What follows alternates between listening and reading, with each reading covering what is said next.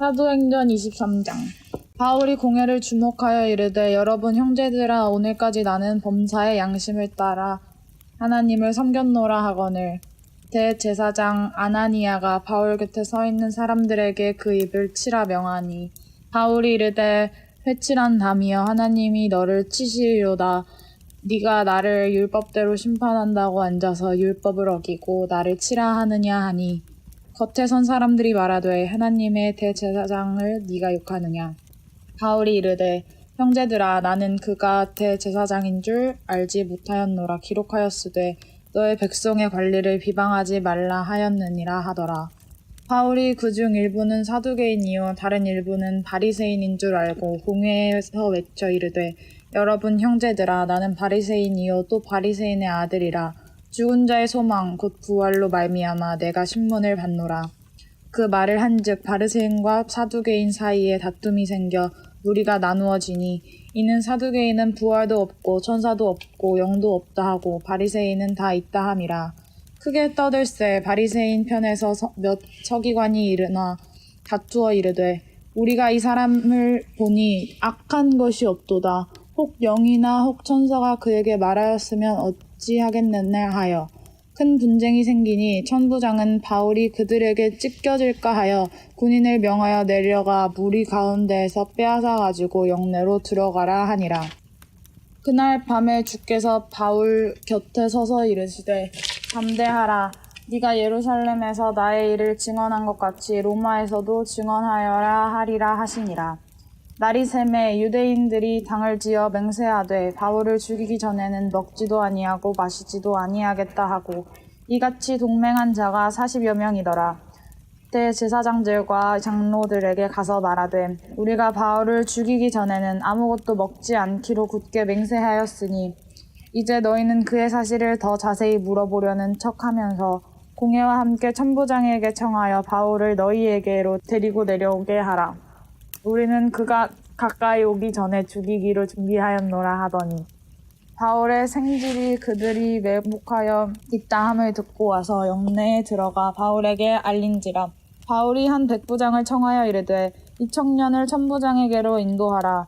그에게 무슨 할 말이 있다 하니 천부장에게로 데리고 가서 이르되 죄수 바울이 나를 불러 이 청년이 당신께 할 말이 있다 하여 데리고 가기를 청하더이다 하매 천부장이 그의 손을 잡고 물러가서 조용히 묻되 내게 할 말이 무엇이냐.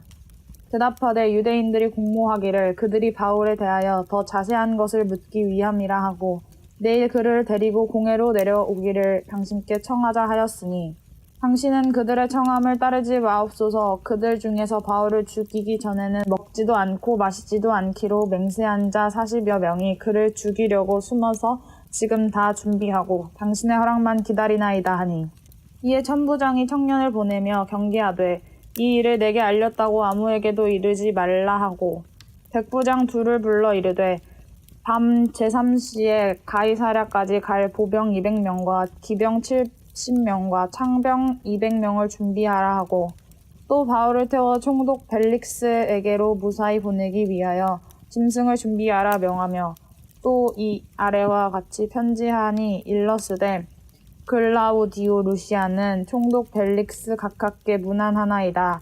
이 사람이 유대인들에게 잡혀 죽게 된 것을 내가 로마 사람인 줄 들어 알고 군대를 거느리고 가서 구원하여다가 유대인들이 무슨 일로 그를 고발하는지 알고자 하여 그들의 공회로 데리고 내려갔더니 고발하는 것이 그들의 율법 문제에 관한 것뿐이요 한 가지도 죽이거나 결박할 사유가 없음을 발견하였나이다.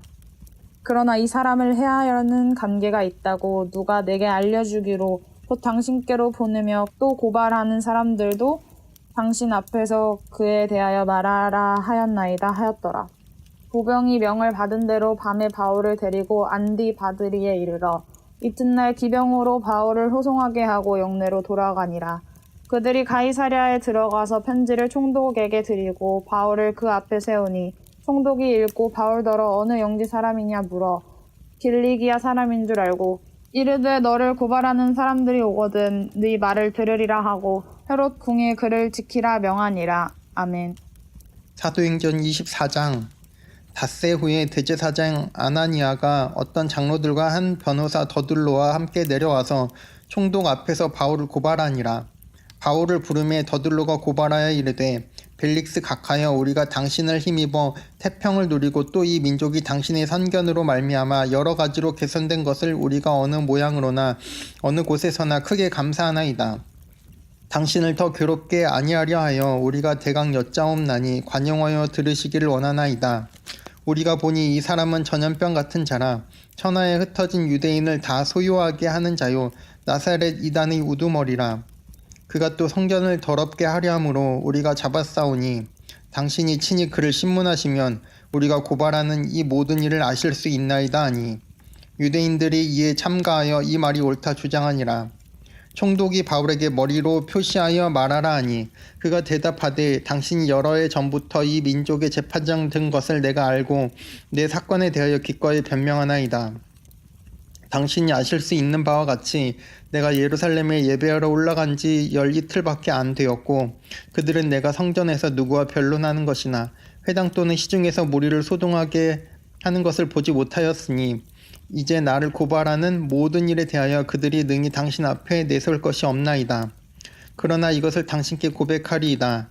나는 그들이 이단이라 하는 도를 따라 조상의 하나님을 섬기고 율법과 선지자들의 글에 기록된 것을 다 믿으며 그들이 기다리는 바 하나님께 향한 소망을 나도 가졌으니 곧 의인과 악인의 부활이 있으리라 함이니이다. 이것으로 말미암아 나도 하나님과 사람에 대하여 항상 양심에 거리낌이 없기를 힘쓰나이다. 여러 해 만에 내가 내 민족을 구제할 것과 재물을 가지고 와서 드리는 중에 내가 결례를 행하였고 모임도 없고 소동도 없이 성전에 있는 것을 그들이 보았나이다. 그러나 아시아로부터 온 어떤 유대인들이 있었으니 그들이 만일 나를 반대할 사건이 있으면 마땅히 당신 앞에 와서 고발하였을 것이요 그렇지 않으면 이 사람들이 내가 공회 앞에 섰을 때 무슨 옳지 않은 것을 보았는가 말하라 하소서. 오직 내가 그들 가운데 서서 외치기를 내가 죽은 자의 부활에 대하여 오늘 너희 앞에 신문을 받는다고 한 이 한 소리만 있을 따름이니이다 하니 벨릭스가 이 도에 관한 것을 더 자세히 아는 고로 연기하여 이르되 천부장 루시아가 내려오거든 너희 일을 처결하리라 하고 백부장에게 명하여 바울을 지키되 자유를 주고 그의 친구들이 그를 돌보아주는 것을 금하지 말라 하니라. 수일 후에 벨릭스가 그 아내 유대 여자 드루실라와 함께 와서 바울을 불러 그리스도 예수 믿는 도를 듣거늘 바울이 의와 절제와 장차 오는 심판을 강론하니 벨릭스가 두려워하여 대답하되 지금은 가라 내가 틈이 있으면 너를 부르리라 하고 동시에 또 바울에게서 돈을 받을까 바라는 고로 더 자주 불러 같이 이야기하더라. 이태가 지난 후 보르기오 베스도가 벨릭스의 소임을 이어받으니 벨릭스가 유대인의 마음을 얻고자 하여 바울을 구려하여 두니라. 네, 안녕하세요. 사랑하는 백만인 성도 여러분. 오늘은 멈춤과 집중 15일차 사도행전 23장, 24장 내용입니다. 이제 거의 종반으로 달려가고 있습니다. 며칠 안 남았는데 끝까지 우리 잘 해봅시다. 오늘 말씀은 사내들인 앞에서 변론을 시작했던 바울의 이야기가 이어져서 나오고 또 벨릭스 앞에 서서 변론하는 바울의 이야기가 나옵니다. 사도행전 23장 11절에 보면 바울은 담대하라 내가 예루살렘에서 나의 일을 증언한 것 같이 로마에서도 증언하여야 하리라 라고 하는 하나님의 음성을 들었습니다. 그래서 이 바울은 원래 예루살렘을 방문하고 로마로 떠날 계획이었지만 상황이 여의치 않았습니다. 이렇게 그 어려운 때 주님께서 나타나셔서 고난당하고 핍박당하는 바울에게 담대하라 강하게 무장하라 라고 또 내가 너를 지킬 것이고 네가 복음을 전할 것이다 라고 격려해 주십니다. 이 바울을 죽이려고 했던 유대인들은 그 당을 지어서 바울을 죽이기 전에는 내가 먹지도 않고 마시지도 않겠다 라고 하면서 결의하는 모습을 보입니다. 그때 바울의 생질이었던 사람이 이 음모를 듣고 바울에게 전해주었고 또 바울은 그것을 천부장에게 알렸습니다. 천부장은 로마 시민이었던 바울을 보호해서 이 일을 수습해가지고 총독이었던 벨릭스에게 보내게 됩니다. 그래서 470명의 로마 군인들이 바울을 호위해서 안전하게 바울을 유대를 관할하는 로마 총독이 직무하는 가이사랴까지 호송하게 됩니다. 핍박이 있었지만 그것은 오히려 바울을 안전하게 호송하는 또 하나의 계기, 기회가 되었다라고 하는 것이죠. 30여 년 동안 오직 표대를 향해서 그 이방 전도를 향해서 달려온 이 바울은 이날 밤 이렇게 예루살렘을 떠나고 다시는 예루살렘으로 돌아오지 못했습니다. 바울은 가이사랴에서 2년 동안 감금되어 있었습니다. 그리고 바울은 벨릭스에게 재판을 받게 되는데 대제사장 아나니아가 바울을 고소하기 위해서 변사, 그러니까 요즘으로 말하는 변호사 좀 되겠죠? 더둘로를 데리고 가이사랴까지 찾아옵니다. 그리고 바울을 뭐라고 이야기하냐면 전염병과 같은 자다라고 표현을 합니다. 그리고 이단의 우두머리라고 이야기를 합니다. 그런데도 바울은 거기에 아랑곳하지 않고 의연하게 자기의 무죄를 주장합니다.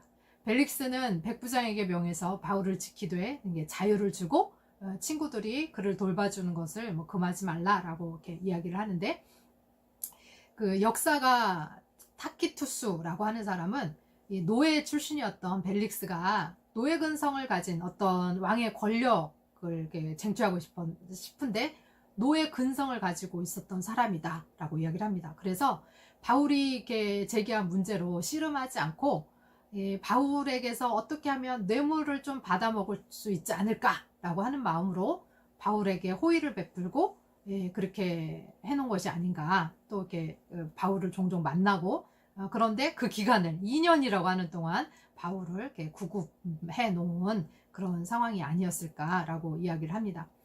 여러분, 우리에게 위협이 올 수 있습니다. 그러나 그 위협이 때로는 위기라고 해서 위험하지만 기회일 수도 있습니다.